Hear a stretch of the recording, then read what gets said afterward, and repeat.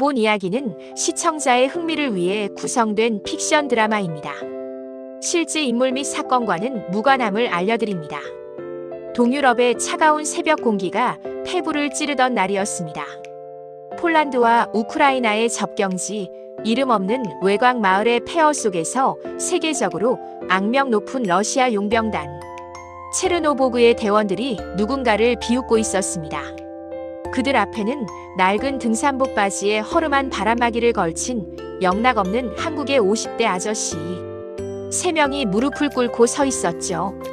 용병 대장은 그들의 여권을 흔들며 비아냥거렸습니다. 관광객들이 총성을 구경하러 여기까지 오다니 목숨이 여러 개라도 되는 모양이지.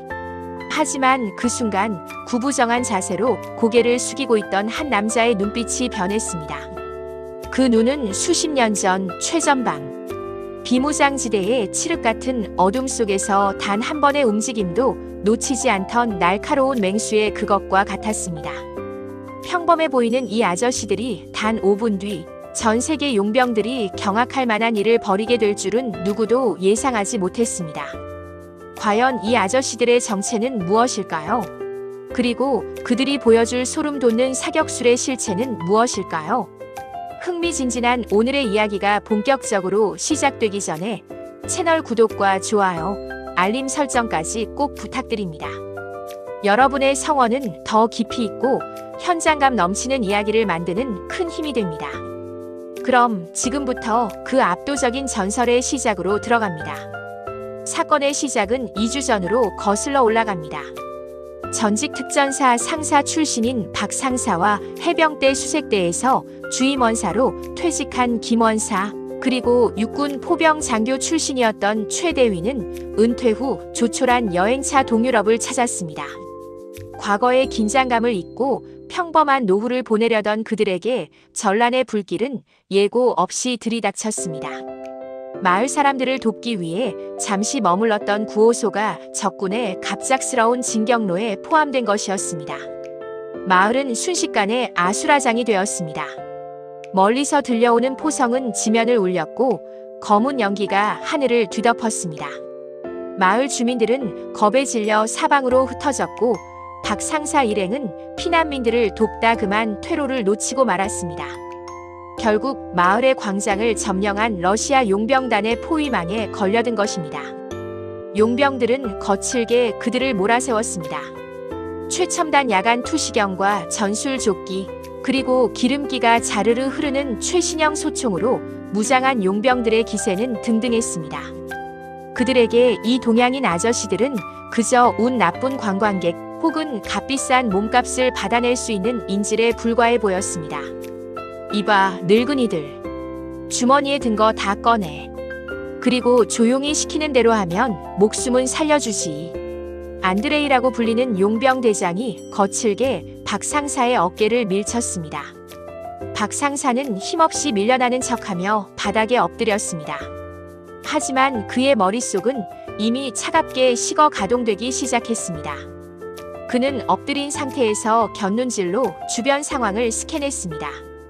11시 방향에 소총수 2, 2시 방향 건물 옥상에 저격수 1, 그리고 6시 방향에 장갑차 1대. 김 원사 왼쪽 창가에 2 옥상에 저격수 1 보이지? 박 상사가 입술만 살짝 움직여 나직하게 읊조렸습니다. 옆에 엎드려 있던 김 원사가 고개를 아주 미세하게 까닥였습니다. 30년 넘게 거친 파도와 사투를 벌였던 해병 수색대의 본능이 깨어나고 있었습니다. 그의 거친 손마디는 이미 바닥에 떨어진 낡은 전선 한 토막을 쥐고 있었습니다. 최 대위님은 뒤쪽 장갑차 거리 계산 끝났습니까? 최 대위가 옅은 미소를 지으며 대답했습니다. 정확히 450m, 바람은 북서풍, 편차는 거의 없네. 저 장갑차 궤도 안쪽에 연료 라인이 노출되어 있군. 우리 때 쓰던 장비랑 구조가 똑같아. 용병들은 그들이 무슨 대화를 나누는지 꿈에도 모른 채 탈취한 술병을 들이키며 낄낄거렸습니다. 안드레이는 박 상사의 여권을 발로 툭툭 차며 조롱을 이어갔습니다. 한국? 거기 군대도 안 갔다 온 애들이 태반이라며? 이런 늙은이들이 뭘 알겠어. 야, 이 총이 뭔지는 알아. 이건 너희 나라 박물관에나 있을 법한 물건이 아니라고. 그는 자신의 최신식 시그사우어 소총을 자랑하듯 흔들었습니다. 박 상사는 그 총구를 물끄러미 바라보았습니다. 그의 눈에는 총의 화려한 외형이 아니라 가스 조절기 설정값과 탄창의 결합 상태가 먼저 들어왔습니다. 가스 조절기가 너무 열려있군. 연사할 때 반동 제어가 힘들 텐데. 박 상사는 속으로 생각했습니다. 그때였습니다. 마을 외곽에서 커다란 폭발음이 들렸고 용병들의 시선이 일순간 흐트러졌습니다. 반군 측의 포격이었는지 혹은 단순한 사고였는지는 중요하지 않았습니다. 그 찰나의 1초 박 상사와 김원사, 최 대위는 서로 약속이라도 한 듯 동시에 몸을 날렸습니다. 결박을 푸는 솜씨는 마치 마술 같았습니다. 김원사가 쥐고 있던 전선 토막은 어느새 안드레이의 목을 휘감았고 박 상사는 정광석화 같은 동작으로 가장 가까이 있던 용병의 팔을 꺾어 소총을 탈취했습니다. 최 대위는 주저없이 뒤편 건물 잔해로 몸을 날려 엄폐를 확보했습니다. 지금부터 진짜 예비군 훈련이 뭔지 제대로 보여주지. 박 상사의 목소리는 더 이상 인자한 동네 아저씨의 것이 아니었습니다. 그것은 전장을 누비던 야전의 사자 수만 번의 사격 훈련으로 단련된 살인병기의 목소리였습니다. 당황한 용병 대장 안드레이가 권총을 뽑으려던 찰나 이미 박 상사가 뺏어든 소총의 총구는 그의 미간을 정확히 겨누고 있었습니다. 하지만 박 상사는 방아쇠를 당기지 않았습니다. 오히려 차가운 미소를 지으며 말했습니다. 이건 너무 쉬우니까 정식으로 붙어보자고. 너희가 그렇게 자신 있어 하는 그 전술과 거리에서 말이야. 우리가 도망칠 시간을 5분 줄 테니 그때부터는 사냥을 시작해봐. 대신 우리한테 잡히면 각오해야 할 거다. 용병들은 어이가 없다는 듯 서로를 쳐다보았습니다. 무기도 제대로 없는 늙은이들이 도발을 해오다니요. 하지만 안드레이는 박 상사의 눈에서 뿜어져 나오는 기세에 눌려 잠시 주춤했습니다. 좋다. 5분 주지. 하지만 5분 뒤에는 너희 몸에 구멍이 수십 개는 뚫릴 거다.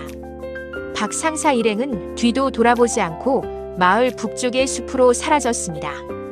그것은 단순한 도주가 아니었습니다. 적을 자신들이 가장 잘 아는 지형으로 유인하는 대한민국 육군과 해병대의 전형적인 매복 전술의 시작이었습니다. 숲으로 들어서자마자 김원사가 나뭇가지를 꺾어 몸에 두르며 말했습니다. 박 상사님, 저놈들 열화상 장비 가지고 있을 겁니다. 체온 숨겨야 합니다. 알고 있네. 80년대 혹한기 훈련 때 하던 방식 그대로 간다. 최 대위님, 위치 잡으셨습니까? 최 대위는 이미 주변의 돌멩이와 나뭇가지를 이용해 간이 관측소를 구성하고 있었습니다. 여기가 딱이네. 마을 입구부터 숲 진입로까지 한눈에 들어와. 저들이 장갑차를 앞세워 들어오면 내 신호에 맞춰서 시작하게. 5분 뒤 마을 광장에서 안드레이의 고함이 들려왔습니다. 추격해. 늙은이들 머리가죽을 가져오는 놈에게 보너스를 주겠다. 최신형 장갑차의 엔진 소리가 숲을 뒤흔들며 다가오기 시작했습니다. 하지만 그들은 몰랐습니다. 그들이 쫓고 있는 것은 평범한 아저씨들이 아니라 수십 년간 산악 지형에서 매복과 기습으로 단련된 대한민국이 길러낸 가장 독한 세대의 군인들이라는 사실을 말입니다. 숲의 입구는 기분 나쁜 정적이 감돌고 있었습니다. 하지만 그 정적은 평화로운 것이 아니었습니다. 마치 거대한 맹수가 먹잇감을 사정거리 안으로 끌어들이기 위해 숨을 죽이고 있는 듯한 날카로운 긴장감이 감도는 정적이었죠. 5분의 유예 시간이 끝나자 마을 광장에서 대기하던 러시아 용병단 체르노보그의 BTR 장갑차가 검은 매연을 내뿜으며 숲을 향해 전진하기 시작했습니다. 늙은이들. 쥐구멍이라도 찾아서 기어 들어갔나 보군. 용병 대장 안드레이는 장갑차 해치 위로 몸을 내밀고는 비웃음을 흘렸습니다. 그의 뒤로는 최신형 케블라 헬멧과 열화상 조준경, 그리고 레이저 표적 지시기가 장착된 소총으로 무장한 정예 요원 12명이 보병 전투 대형을 유지하며 뒤따르고 있었습니다. 그들은 아프리카와 중동을 누빈 실전 베테랑들이었지만 오늘 그들이 상대해야 할 적이 누구인지는 전혀 감을 잡지 못하고 있었습니다. 그 시각 숲에 깊숙한 은거지. 특전사 출신 박상사는 뺏어온 AK 소총에 가늘고 긴 가늠쇠 너머로 다가오는 장갑차를 응시하고 있었습니다. 그는 소총의 개머리판을 어깨 견착점에 마치 박제라도 한 듯 단단히 고정했습니다. 옆에서 진흙을 얼굴에 바르며 완벽하게 위장한 해병대 김원사가 나직하게 물었습니다. 박 상사님, 저놈들 장비가 꽤 좋습니다. 조준경의 야간 투시 기능까지 달렸네요. 우린 생눈으로 쏴야 할 것 같은데 괜찮으시겠습니까? 박 상사는 거친 숨을 고르며 가늠쇠와 가늠자를 정렬했습니다. 그의 눈은 수십 년 전 칠흑 같은 비무장지대 매복 작전에서 단 한 번의 움직임도 놓치지 않던 그 시절의 매서운 눈빛으로 돌아가 있었습니다. 김원사, 우리가 언제 그런 거 따지고 쐈나? 군인은 장비 탓하는 게 아니야. 눈이랑 손, 그리고 방아쇠를 당기는 검지만 있으면 되는 거지. 최 대위님, 뒤쪽 화력 지원은 가능하시겠습니까? 포병 장교 출신 최 대위는 이미 주변의 지형지물을 이용해 완벽한 관측소를 구축해 두었습니다. 그는 낡은 수첩에 연필로 탄착 지점과 각도를 계산해 넣으며 고개를 끄덕였습니다. 걱정 말게. 저들이 장갑차를 앞세워 계곡 입구로 들어오면 내가 준비한 선물이 터질 걸세. 정확히 400m 지점, 거기가 오늘 저들의 무덤이 될 거야. 용병들은 숲의 울창한 수풀을 헤치며 거만하게 전진했습니다. 그들은 한국군 예비역들이 그저 겁에 질려 나무 뒤에 숨어 있을 것이라 확신했습니다. 안드레이는 무전기에 대고 명령했습니다. 전방 100m 이내 가시적인 표적은 즉시 사살하라. 늙은이들은 다리를 쏴서 생포해. 한국군 예비역의 실체가 어떤지 전 세계에 영상으로 보여줄 테니까. 용병 2명이 비웃으며 박 상사의 매복 지점 근처로 접근하기 시작했습니다. 그들은 현대적인 전술 기동을 구사하며 엄폐물을 신속하게 옮겨 다녔습니다. 20대 중반의 혈기왕성한 용병들은 자신들의 기동력에 절대적인 자신감을 느끼고 있었습니다. 하지만 그 순간 박 상사의 검지가 부드럽게 방아쇠를 당겼습니다. 탕! 탕! 단 2발의 총성이었습니다. 조준경도 없는 낡은 소총에서 발사된 탄환은 150m 밖에서 지그재그로 기동하던 용병들의 무릎뼈를 정확히 관통했습니다. 비명소리와 함께 용병들이 바닥을 굴렀습니다. 안드레이의 얼굴에서 웃음기가 순식간에 사라졌습니다. 방금 박 상사가 보여준 사격은 일반적인 조준 사격이 아니었습니다. 표적이 움직이는 궤적을 미리 예측하고 쏘는 이른바 리드 사격의 정수였습니다. 그것도 광학 장비 하나 없이 오로지 육안과 감각만으로 말입니다. 뭐해? 전원 사격. 당장 저놈들을 사살해. 안드레이의 비명이 떨어지기 무섭게 수십 발의 총탄이 박 상사가 있던 나무 밑동을 때렸습니다. 흙먼지와 나뭇잎이 사방으로 튀었습니다. 하지만 박 상사는 이미 그 자리에 없었습니다. 그는 사격 직후 낮은 포복으로 이미 다음 엄폐물로 이동한 뒤였습니다. 사격 후 즉시 이동. 이것은 과거 우리 군이 산악 지형에서 적을 섬멸할 때 쓰던 가장 기초적이면서도 강력한 생존 원칙이었습니다. 그 사이 해병 수색대 출신 김원사는 연기처럼 사라져 적의 측면을 파고들고 있었습니다. 그는 숲의 그림자와 하나가 되어 소리 없이 움직였습니다.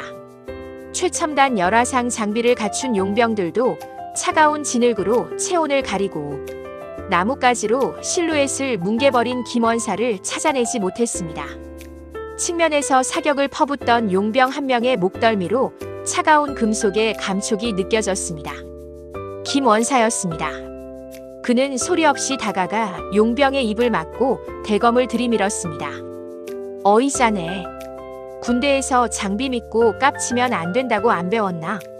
진짜 무서운 건 조준경에 안 보이는 곳에서 날아오는 칼날이야.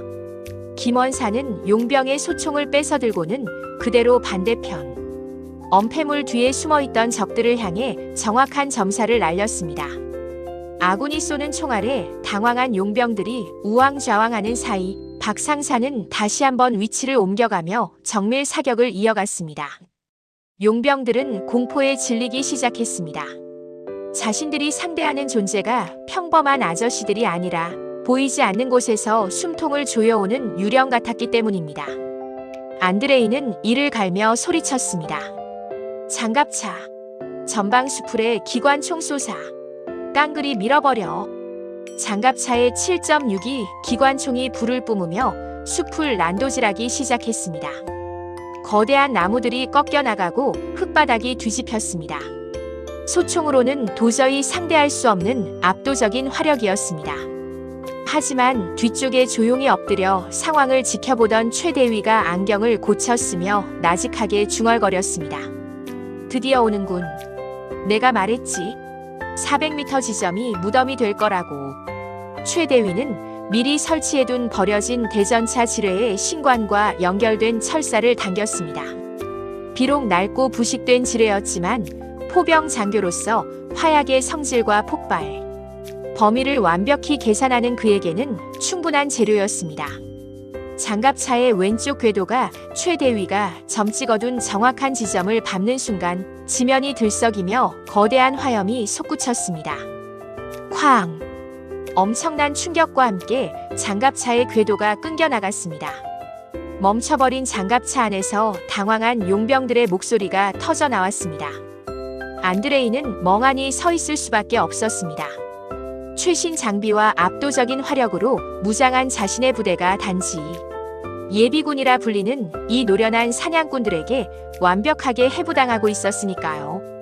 이제 겨우 첫 교전이 끝났을 뿐인데 전장의 공기는 이미 한국군 예비역들의 묵직한 위압감으로 가득 차 있었습니다. 박상사는 자욱한 연기 너머로 용병 대장을 응시하며 차갑게 말했습니다. 야, 용병 대장. 이제 겨우 100m 왔다. 남은 길은 더 험할 텐데 돌아가고 싶으면 지금이 마지막 기회다. 안드레이의 눈에는 더 이상 조롱이 아닌 생경한 공포가 서리기 시작했습니다. 대한민국 예비역들이 보여주는 실전 사격술, 그것은 장비의 차이를 비우는 수십 년간 축적된 경험의 승리였습니다. 용병들은 흩어진 채 나무 뒤로 몸을 숨겼습니다. 방금 전까지의 거만함은 온데간데 없고 이제는 서로의 눈치를 보며 숨소리조차 죽이고 있었습니다. 안드레이는 떨리는 손으로 무전기를 쥐었습니다. 전원 후퇴하지 마라. 저들은 탄약이 부족할 거다. 화력으로 압도해. 하지만 그의 목소리에는 이미 확신이 없었습니다. 한편 박상사는 옆에 있던 김원사에게 눈짓을 보냈습니다. 김원사, 탄약 확인해.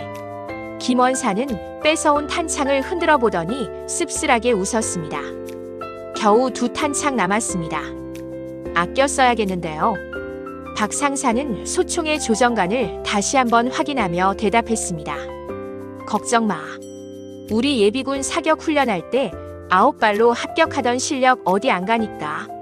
한 발에 한 놈씩이다. 그들의 대화는 무거웠지만 표정은 오히려 평온했습니다. 죽음이 문 앞까지 찾아온 전장 한가운데서도 그들은 수십 년 전 함께 구르던 연병장의 추억을 떠올리는 듯 했습니다. 최대위는 멀리서 깨진 장갑차 틈새로 기어나오는 용병들을 관측하며 다시 연필을 놀렸습니다. 다음 지점은 저기 낡은 급수탑 근처네. 박상사 준비됐나? 박상사는 조용히 가늠쇠를 세웠습니다. 준비됐습니다. 이제 본격적으로 한국식 야전이 뭔지 가르쳐줄 시간입니다. 숲의 공기가 다시 한번 얼어붙었습니다. 장갑차가 무력화되자 숲속은 기괴한 긴장감에 휩싸였습니다. 안드레이의 용병단은 더 이상 무턱대고 돌진하지 못했습니다. 그들은 나무 뒤에 바짝 엎드린 채 최첨단 야간 투시경과 열화상 장비를 가동하며 숲 전체를 훑었습니다. 하지만 그들의 모니터에는 나뭇잎의 흔들림과 가끔 지나가는 산짐승의 열기만 잡힐 뿐 방금 전까지 총성을 내뿜던 한국인 아저씨들의 형체는 어디에도 보이지 않았습니다. 대장, 아무것도 안 잡힙니다. 유령이라도 된 겁니까? 무전기 너머로 당황한 부하의 목소리가 들려왔습니다.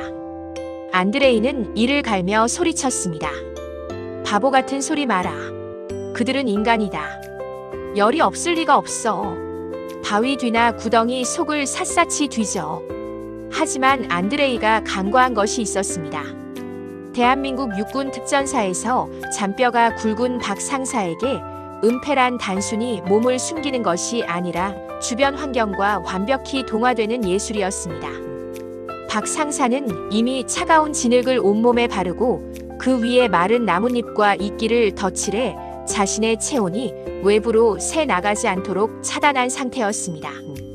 그는 썩은 고목나무 밑동 옆에 죽은 듯 엎드려 있었는데 1m 옆을 지나가도 눈치채지 못할 정도로 완벽한 형상이었습니다. 라떼는 말이야, 보급품도 변변치 않아서 가마니 떼기 하나 뒤집어 쓰고 영하 20도 산속에서 밤을 지새웠지. 박 상사는 속으로 옛 기억을 떠올리며 씁쓸하게 웃었습니다. 요즘 군대 장비가 아무리 좋다 한들 생존을 향한 처절한 본능으로 단련된 야전의 지혜를 이길 수는 없었습니다. 그는 천천히, 아주 천천히 숨을 내뱉으며 소총의 가늠쇠를 조정했습니다. 목표는 300m 밖. 바위 뒤에서 머리만 살짝 내밀고 주변을 살피던 용병 저격수였습니다. 그 용병은 수천만 원짜리 정밀 저격 소총을 들고 있었지만 박 상사가 든 것은 아까 뺏어온 관리가 엉망인 낡은 AK 소총이었습니다.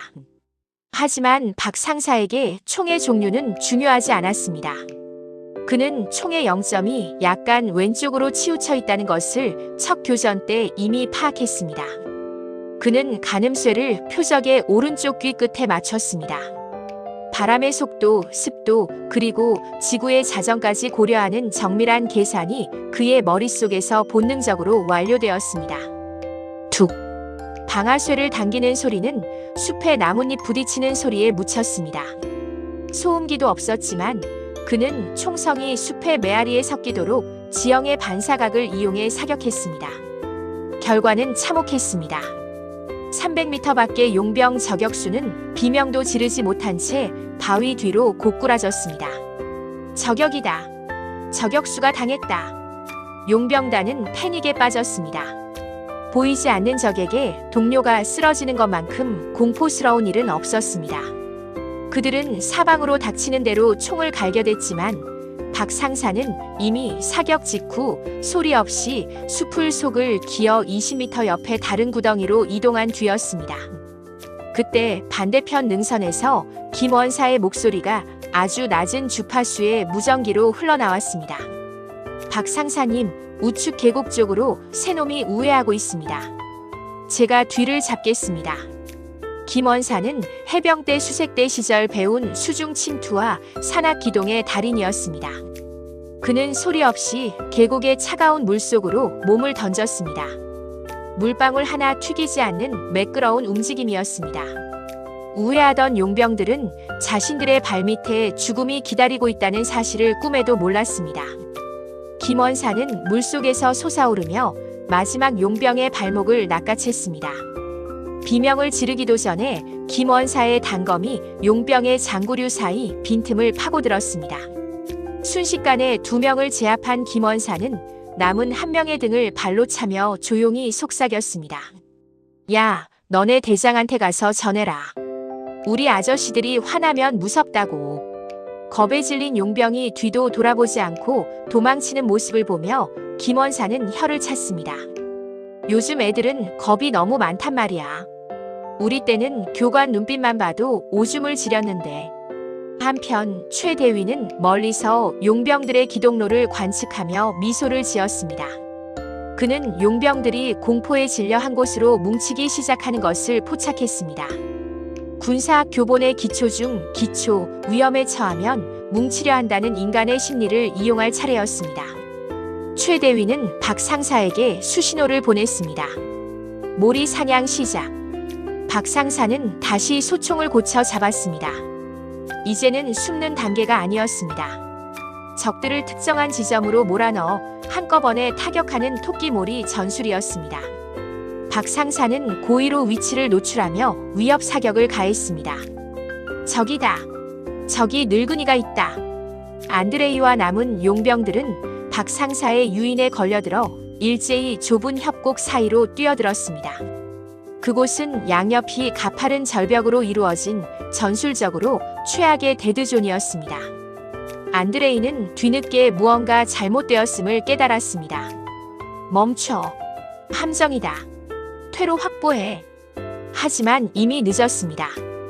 협곡의 입구와 출구에서 동시에 총성이 울려 퍼졌습니다. 박 상사와 김원사가 양쪽에서 압박을 시작한 것입니다. 그리고 협곡 위쪽에서 최 대위의 묵직한 목소리가 들려왔습니다. 포병은 눈으로 쏘는 게 아니지. 가슴으로 쏘는 거야. 최 대위는 미리 준비해둔 커다란 바위들과 수류탄을 결합한 급조 폭발물을 협곡 아래로 밀어 넣었습니다. 굉음과 함께 협곡은 무너져 내리는 돌더미와 화염으로 가득 찼습니다. 용병들이 자랑하던 최첨단 장비들은 무너지는 바위 앞에서는 무용지물이었습니다.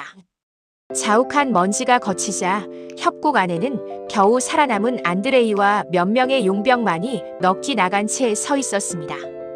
그들의 눈앞에 천천히 모습을 드러낸 것은 흙먼지를 뒤집어 쓴 채 담배 한 대를 입에 문 박 상사와 그 옆에서 대검을 만지작거리는 김원사였습니다. 박 상사는 담배 연기를 길게 내뿜으며 말했습니다. 이봐, 안드레이라고 했나? 아까 우리한테 조준경이 어쩌고 장비가 어쩌고 했지. 전장에서는 말이야, 눈에 보이는 게 전부가 아니야. 특히 대한민국 예비군 앞에서는 말이지. 안드레이는 바들바들 떨며 총을 들려 했지만 이미 그의 손은 감각을 잃어버린 상태였습니다. 박 상사는 그를 비웃지도 화를 내지도 않았습니다. 그저 수십 년간 나라를 지켜온 노병의 깊고도 무거운 위압감으로 그를 압도하고 있을 뿐이었습니다. 숲의 어둠이 짙어질수록 예비역 아저씨들의 사냥은 더욱 정교하고 치밀하게 변해가고 있었습니다. 이제 그들은 단순한 탈출이 아니라 이 무도한 용병단에게 진짜 군인의 매운맛을 보여주기로 결심한 듯 했습니다.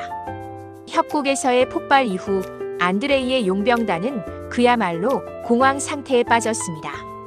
최첨단 장비로 무장한 자신들이 이름도 모르는 동양인 아저씨들에게 유기적으로 분해되고 있었으니까요.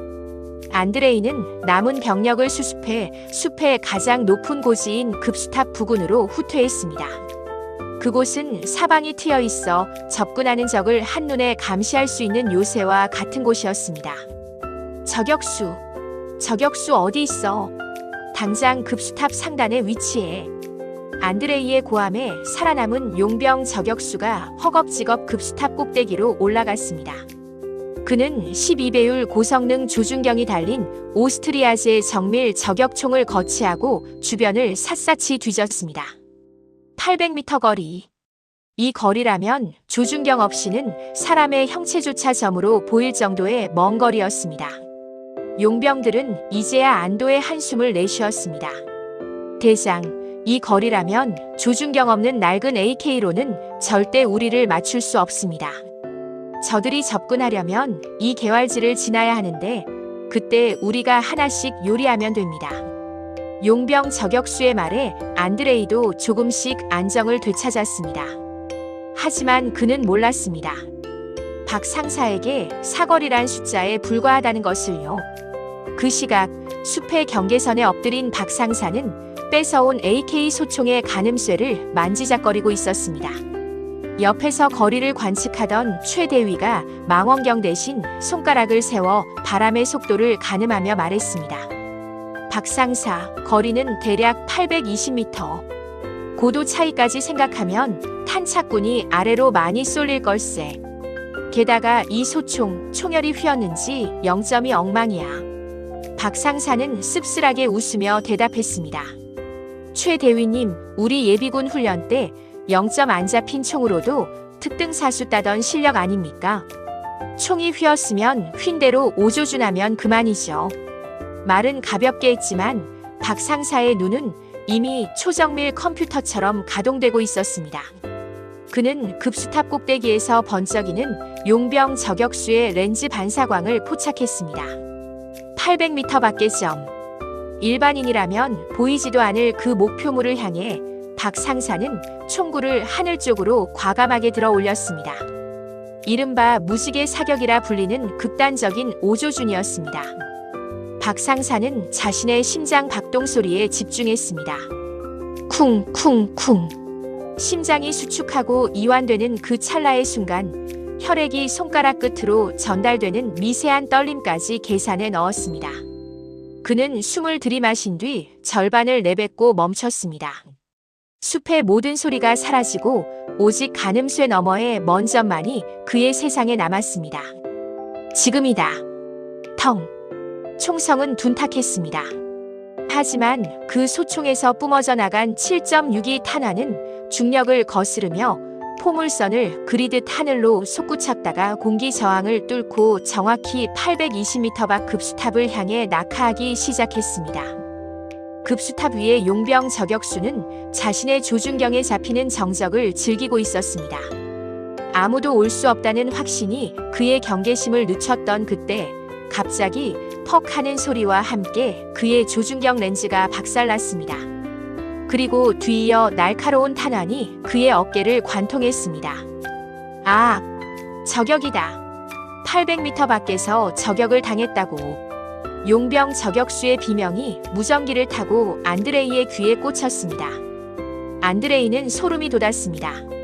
말도 안 돼. 조준경도 없는 소총으로 이 거리에서. 그건 불가능해. 운이 좋았던 거겠지. 하지만 운이 아니었습니다. 박 상사는 첫 발의 탄착군을 확인하자마자 곧바로 두 번째, 세 번째 탄환을 발사했습니다.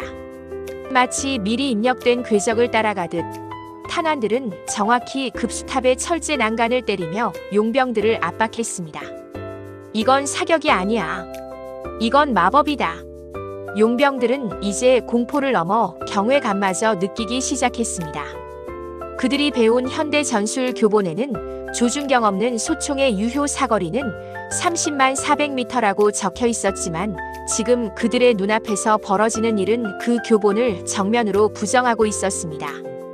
수십 년간 수만 발의 총알을 쏘아대며 몸에 익힌 대한민국 예비역들의 감각은 데이터와 수치를 뛰어넘는 무언가였습니다. 그 사이 해병 수색대 김원사는 그 혼란을 틈타 개활지의 낮은 관목지대를 포복으로 통과하고 있었습니다. 그는 마치 뱀처럼 소리 없이 땅을 기어 급수탑 하단까지 접근했습니다. 위에서 쏟아지는 박 상사의 엄호 사격 덕분에 용병들은 아래를 살필 여유조차 없었습니다. 김원사는 급수탑 다리를 타고 고릴라처럼 빠르게 올라가기 시작했습니다. 그의 손에는 총 대신 아까 챙겨둔 연막탄 하나가 들려 있었습니다. 요즘 애들은 높은 데 올라가면 밑을 안 봐요. 기본이 안 돼 있어. 김원사가 급수탑 중간 지점에서 연막탄을 터뜨리자 순식간에 용병들의 시야가 가려졌습니다. 안드레이는 앞이 보이지 않는 연기 속에서 허공에 총을 난사했습니다. 나와. 당장 나오라고 이 늙은이들아. 그때 연기 속에서 김원사의 묵직한 목소리가 들려왔습니다. 야, 대장 친구. 소리 지른다고 총알이 피해가는 거 아니야. 군인은 침착해야지, 안 그래? 김원사는 연기 속에서 솟구쳐 올라 안드레이의 소총을 발로 차 날려버리고 그의 가슴팍에 강력한 니킥을 꽂았습니다. 안드레이는 숨이 막혀 컥컥거리며 바닥을 굴렀습니다. 주변에 있던 용병들이 김원사를 향해 총을 겨누려 했지만 이미 800m 밖에서 박 상사의 총탄이 그들의 발치에 정확히 박히며 경고를 보내고 있었습니다. 움직이면 다음은 머리다. 박 상사의 나직한 경고가 숲 전체에 메아리치는 듯 했습니다. 조준경도 없이 전장을 지배한 50대 아저씨의 실전 사격술. 그것은 단순히 기술의 승리가 아니라 평생을 야전에서 굴러온 노병의 집념이 만들어낸 기적이었습니다. 전장은 순식간에 침묵에 잠겼습니다. 안드레이는 바닥에 엎드린 채 멀리 숲의 경계선을 바라보았습니다. 거기에는 여전히 아무것도 보이지 않았지만 그는 느낄 수 있었습니다. 자신들을 겨누고 있는 그 매서운 눈빛과 결코 빗나가지 않는 차가운 강철 탄환의 위압감을 말입니다. 숲에서의 교전으로 전력의 절반을 잃은 안드레이는 분노로 몸을 떨었습니다. 그는 결국 금기를 깼습니다. 인근 지역에서 작전 중이던 러시아 최정예 특수부대 스페츠나츠 출신의 베테랑 용병 5명을 긴급 호출한 것입니다. 이들은 민간 군사기업에서도 청소부라 불리는 인간 병기들이었습니다. 이봐, 안드레이. 고작 한국인 아저씨 3명 때문에 우리를 부른 건가? 창피한 줄 알아야지. 새로 도착한 용병 팀장 이반은 차갑게 비웃으며 자신의 짧은 카빈 소총을 점검했습니다. 그들은 숲이 아닌 엄폐물이 많고 시야가 제한된 마을 폐허로 박 상사 일행을 유인하기로 했습니다. 좁은 골목과 무너진 건물 사이, 이른바 근접 전투 CQB의 영역으로 말입니다. 그 시각 박 상사와 김원사, 최 대위는 마을 외곽에 버려진 정비소에 몸을 숨기고 있었습니다. 박 상사님, 분위기가 바뀌었습니다. 방금 들어온 놈들 움직임이 다릅니다. 발소리도 안 들리고 상호 엄호 체계가 완벽합니다. 김원사가 창문 틈으로 밖을 살피며 나직하게 말했습니다. 해병 수색대의 본능이 위험 신호를 보내고 있었습니다. 박 상사는 뺏어온 탄창의 마지막 잔탄을 확인하며 고개를 끄덕였습니다. 그래, 진짜들이 왔군. 하지만 김원사, 좁은 공간에서의 싸움은 장비나 체력보다 누가 더 지형을 잘 이용하느냐의 싸움이야. 최 대위님, 준비됐습니까? 최 대위는 정비소 바닥에 굴러다니던 산소통과 전선을 연결하며 미소를 지었습니다. 포병 전술 중에 종심 방어라는 게 있지. 적을 안쪽 깊숙이 끌어들여서 한꺼번에 타격하는 거야. 이 정비소를 그들의 관으로 만들어주지. 잠시 후 이반이 이끄는 스페츠나츠 출신 용병들이 정비소로 접근했습니다. 그들은 2인 1조로 나뉘어 사각지대를 완벽히 지우며 진입했습니다. 문을 박차고 들어오는 속도와 총구를 겨누는 각도는 한치의 오차도 없었습니다. 클리어! 클리어! 그들이 1층을 장악했다고 확신하며 2층 계단으로 발을 내딛는 순간이었습니다. 어두운 천장에서 갑자기 낡은 타이어들이 우수수 쏟아졌습니다. 단순한 함정이었지만 초긴장 상태였던 용병들의 시선이 일순간 분산되었습니다. 그 0.5초의 틈을 타 2층 난간에서 박 상사가 몸을 날렸습니다. 그는 총을 쏘는 대신 용병의 총신을 손으로 쳐내며 그대로 품속으로 파고들었습니다. 특공무술의 정수, 상대의 힘을 이용해 중심을 무너뜨리는 유술이 빛을 발했습니다. 컥! 박 상사의 단단한 팔꿈치가 용병의 턱관절을 정확히 타격했습니다. 동시에 김원사가 어둠 속에서 튀어나와 다른 용병의 등 뒤를 잡았습니다. 김원사는 좁은 공간에서 소총보다 훨씬 위력적인 단검과 맨손 격투로 적들을 유린했습니다. 이 노인네들이. 이반은 당황하며 총을 난사했지만 박 상사와 김원사는 이미 무너진 벽 너머로 몸을 숨긴 뒤였습니다. 좁은 정비소 안은 연기와 먼지로 가득 찼고 최첨단 레이저 사이트는 오히려 먼지에 반사되어 용병들의 위치만 노출하는 꼴이 되었습니다. 이게 바로 한국식 내무반 격투기다. 이 친구들아. 김원사의 유쾌하면서도 서늘한 목소리가 들려왔습니다. 그는 좁은 공간에서 적의 무기를 빼앗아 무력화시키고 주변의 공구를 던져 시선을 분산시키는 등 변칙적인 공격을 이어갔습니다. 정해진 전술대로만 움직이는 엘리트 용병들에게 이런 야전 사투는 생소한 공포였습니다. 그때 이반이 수류탄을 꺼내 들었습니다. 다 같이 죽자. 이 괴물 같은 노인네들아. 하지만 최 대위가 기다리던 순간이 바로 이때였습니다. 그는 미리 연결해둔 전선을 접촉시켰습니다. 정비소 곳곳에 배치되어 있던 산소통의 밸브가 일제히 터지며 고압의 가스가 분출되었습니다. 수류탄이 터지기도 전에 강한 기압차로 인해 용병들은 중심을 잃고 비틀거렸습니다. 지금이야. 나가자. 박 상사의 외침과 함께 세 사람은 정비소 뒷문을 통해 신속하게 빠져나갔습니다. 뒤이어 정비소 내부에서는 거대한 폭발음과 함께 건물 일부가 무너져 내렸습니다. 최첨단 CQB 전술로 무장했던 용병들은 자신들이 비웃던 구식 아저씨들의 임기응변에 처참하게 당하고 말았습니다. 마을 외곽으로 빠져나온 박 상사는 거칠게 숨을 몰아쉬며 찢어진 바람막이 소매를 여몄습니다. 박 상사님, 괜찮으십니까? 상처가 깊은데요. 김 원사가 걱정스레 물었지만 박 상사는 오히려 시원하다는 듯 웃어 보였습니다. 괜찮아. 예전에 천리행군 할 때 발가락 다 터지던 거에 비하면 아무것도 아니지. 그나저나 저놈들 이제 진짜 독이 올랐겠는데. 최 대위는 멀리 무너진 정비소에서 기어나오는 이반의 실루엣을 보며 안경을 닦았습니다. 독이 오르면 실수를 하게 마련이지. 다음은 우리 세대가 가장 자신 있는 분야로 유인하세. 바로 매복과 함정의 시간이야. 도시 폐허의 좁은 공간조차 대한민국 예비역들에게는 훌륭한 훈련장이자 사냥터였습니다.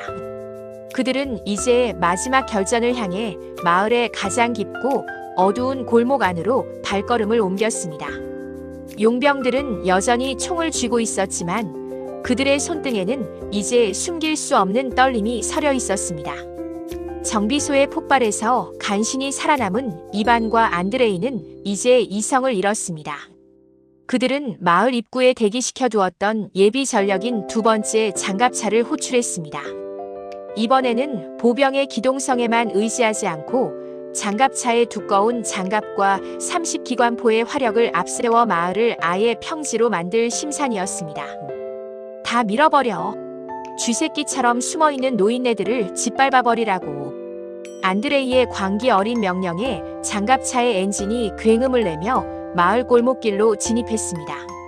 좁은 길목마다 튀어나온 건물 잔해들을 궤도로 무참히 깔아뭉개며 전진하는 강철 괴물은 소총 몇 자루 만든 박 상사 일행에게는 재앙과도 같았습니다. 박 상사님, 저건 소총으로 기스도 안 납니다. 탄약도 거의 바닥인데 어떡합니까? 김 원사가 텅 빈 탄창을 던져버리며 다급하게 물었습니다. 박 상사는 주머니에서 낡은 라이터 하나를 꺼내며 묘한 미소를 지었습니다. 그의 눈은 이미 마을의 하수도 뚜껑과 구부러진 가로등, 그리고 버려진 휘발유 통들을 하나로 연결하고 있었습니다. 김 원사, 자네 90년대 초반에 포항에서 훈련할 때 기억나나? 상륙 장갑차 엔진룸에 물 들어갔다고 난리쳤던 그 사건 말이야. 김 원사가 무릎을 탁 쳤습니다. 아, 그때 엔진 흡기구에 이물질 들어가서 올스톱 됐었죠? 설마 저 괴물한테 그걸 써먹으시게요? 장갑차도 결국 기계야. 숨을 못 쉬면 죽는 건 사람이나 저놈이나 똑같지. 최 대위님, 위치 잡으셨습니까? 최 대위는 이미 마을 중앙의 낡은 급수 펌프장 옆에 자리를 잡고 있었습니다. 그의 앞에는 아까 챙겨둔 낡은 수류탄 3발과 끈적한 폐유가 담긴 통이 놓여 있었습니다. 준비됐네. 저 장갑차 운전병, 시야가 좁아서 앞만 보고 달려오는군. 자네들이 유인만 잘해주면 내가 마무리를 짓지. 장갑차가 골목 코너를 돌자 박 상사가 일부러 모습을 드러내며 소총 한 발을 장갑차 전면 관측창에 날렸습니다. 챙! 탄환은 튕겨나갔지만 운전병의 시야를 잠시 방해하기엔 충분했습니다. 분노한 장갑차 사수가 기관포를 박 상사 쪽으로 돌렸습니다. 두두두두. 굵직한 기관포탄이 박 상사가 숨어있던 벽을 가루로 만들었습니다. 이쪽이다, 이 멍청한 놈들아. 김 원사가 반대편 건물 옥상에서 소리를 지르며 연막탄을 던졌습니다. 연기가 자욱하게 깔리자 장갑차는 갈피를 잡지 못하고 좁은 길목에서 속도를 줄였습니다. 바로 그 순간이었습니다. 최 대위가 폐유통에 수류탄 신관을 연결해 장갑차의 상부 엔진 그릴 위로 정확히 던졌습니다. 보통의 수류탄이라면 장갑차 표면에서 터지고 말았겠지만 최 대위는 수류탄의 지연 신관을 조절해 폭발력이 엔진 흡기구 안쪽으로 집중되도록 설계했습니다. 펑펑 하는 둔탁한 소리와 함께 시커먼 기름 연기가 장갑차 내부에서 뿜어져 나왔습니다. 엔진 정지. 연기가 들어온다. 탈출해. 장갑차 내부에서 당황한 목소리가 들려왔습니다. 숨통이 막힌 강철 괴물은 쇳소리를 내며 멈춰 섰습니다. 해치가 열리고 용병들이 기어나오는 찰나 박 상사와 김 원사가 정광석화처럼 달려들었습니다. 자, 이제 2라운드 시작해볼까? 박 상사는 기어나온 용병의 총을 낚아채며 나직하게 말했습니다. 30년 전 연병장에서 흙먼지를 마시며 수만 번 반복했던 장갑차 무력화 훈련이 실전에서 그대로 재현된 순간이었습니다. 용병들은 자신들이 비웃던 라떼의 주인공들이 가진 무서운 경험치 앞에 다시 한번 무릎을 꿇었습니다. 장갑차의 거대한 덩치는 이제 용병들의 퇴로를 가로막는 장애물이 되어버렸습니다. 마을의 공기는 다시 차갑게 식어갔고 안드레이는 자신의 마지막 자존심이었던 장갑차마저 고철이 된 모습에 머리를 쥐어뜯었습니다. 대한민국 예비군, 그들에게 불가능이란 장비의 부재가 아니라 포기하는 마음뿐이었습니다. 멈춰버린 장갑차는 이제 용병들에게 든든한 방패가 아닌 시야를 가로막고 퇴로를 방해하는 거대한 고철 덩어리에 불과했습니다. 안드레이는 연기가 자욱한 장갑차 뒤에 숨어 거친 숨을 몰아쉬었습니다. 그의 주변에 남은 병력은 이제 손가락에 꼽을 정도였습니다. 세계 각지의 분쟁 지역을 누비며 불사신이라 자부했던 그였지만 정체 모를 한국인 아저씨 3명에게 부대가 공중분해되는 이 상황을 도저히 믿을 수 없었습니다. 대장, 동쪽 골목에서 움직임이 감지됐습니다. 놈들이 우리를 포위하고 있습니다. 살아남은 용병 하나가 겁에 질린 목소리로 보고했습니다. 안드레이는 열화상 조준경을 켜고 동쪽을 훑었습니다. 하지만 그곳에는 버려진 빨래 건조대와 깨진 항아리들 뿐 사람의 형체는 보이지 않았습니다. 바보 같은 놈. 아무도 없잖아. 그냥 헛것을 본 거다. 안드레이가 소리쳤지만 사실 그것이 바로 박 상사가 설계한 그물망 매복의 시작이었습니다. 박 상사와 김 원사는 이미 마을의 좁은 골목 지형을 완벽히 숙지하고 있었습니다.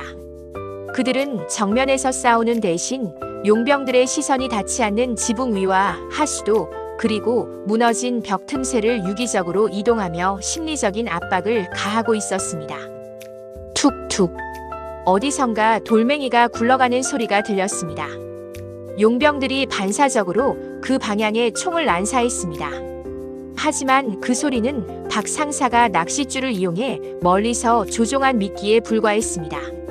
적의 공포를 이용해 탄약을 소모하게 만들고 위치를 폭로하게 만드는 아주 고전적이면서도 치명적인 유인책이었습니다. 지금이다. 일소대 위치로. 박 상사가 들리지 않는 목소리로 혼잣말을 내뱉었습니다. 물론 소대는 없었습니다. 하지만 김 원사와 최 대위는 마치 한 개 소대 이상의 역할을 해내고 있었습니다.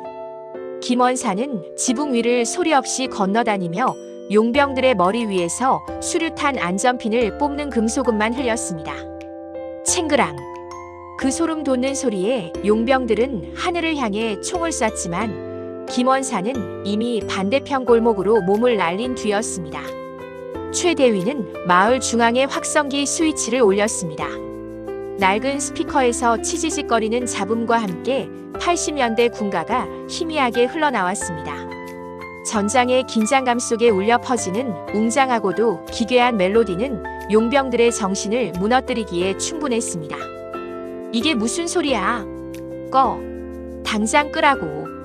안드레이가 미친 듯이 소리쳤지만 그 순간 박 상사의 소총이 불을 뿜었습니다. 이번에는 살상이 목적이 아니었습니다. 용병들이 쥐고 있던 총기를 정확히 타격해 무력화시키는 초정밀 사격이었습니다. 깡! 깡! 안드레이 옆에 있던 용병의 소총 덮개가 날아가고 탄창이 튕겨나갔습니다.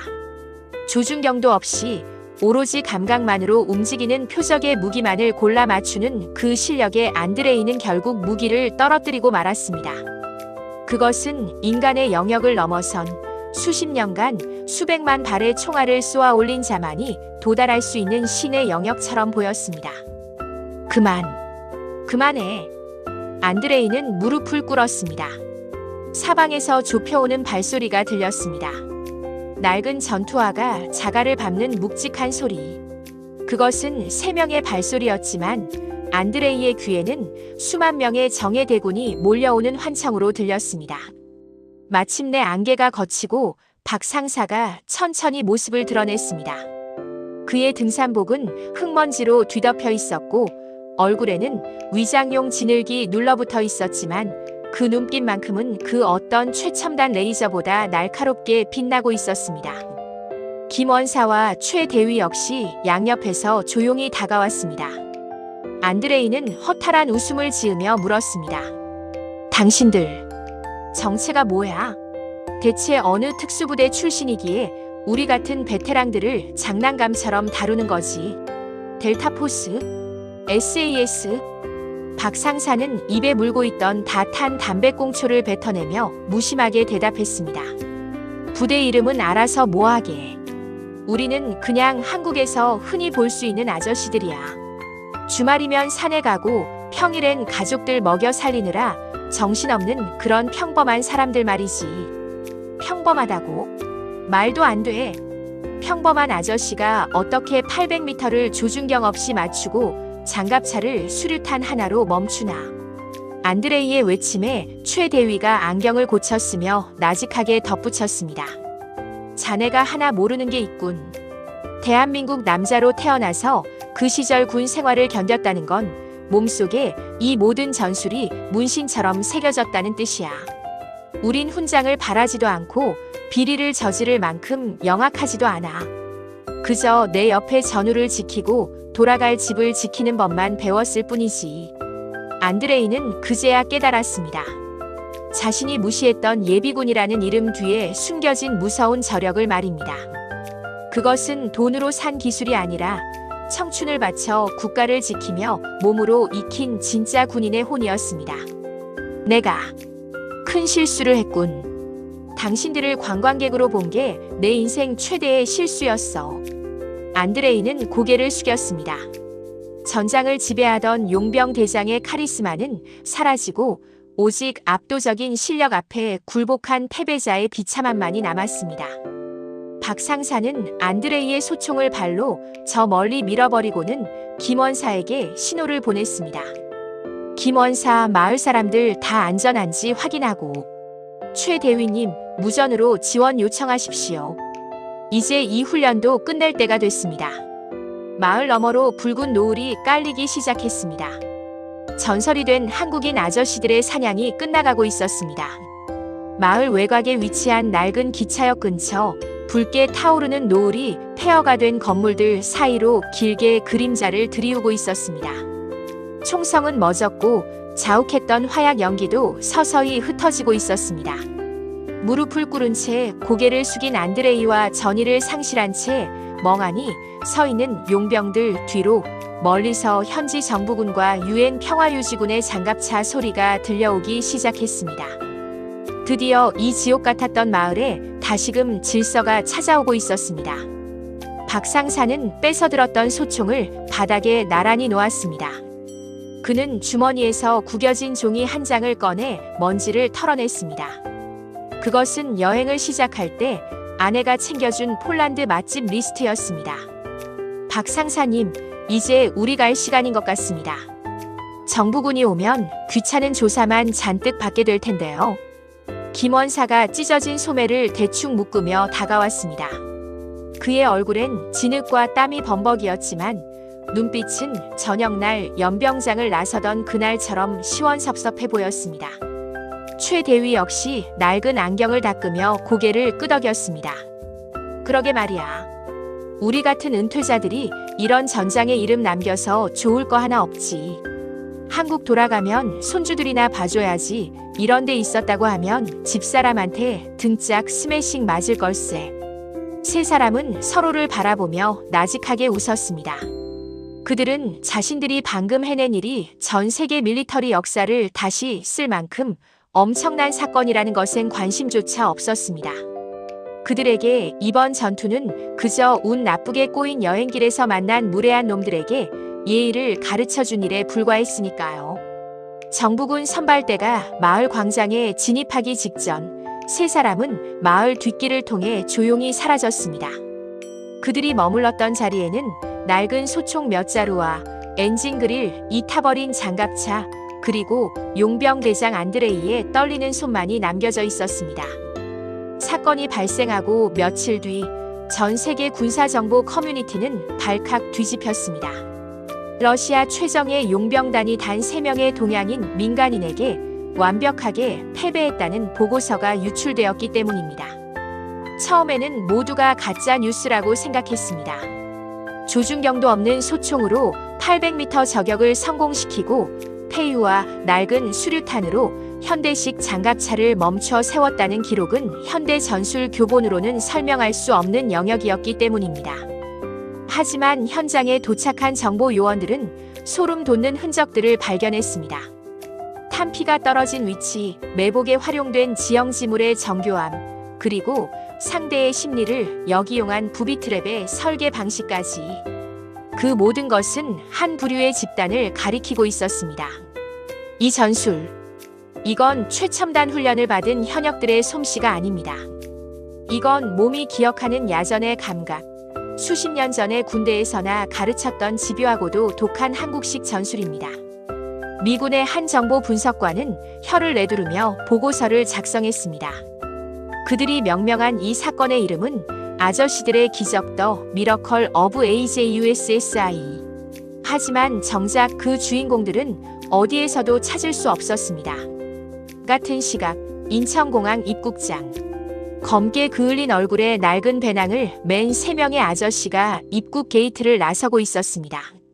박 상사는 마중 나온 아내의 얼굴을 보자마자 쑥스러운 듯 웃으며 배낭에서 작은 기념품 상자를 꺼냈습니다.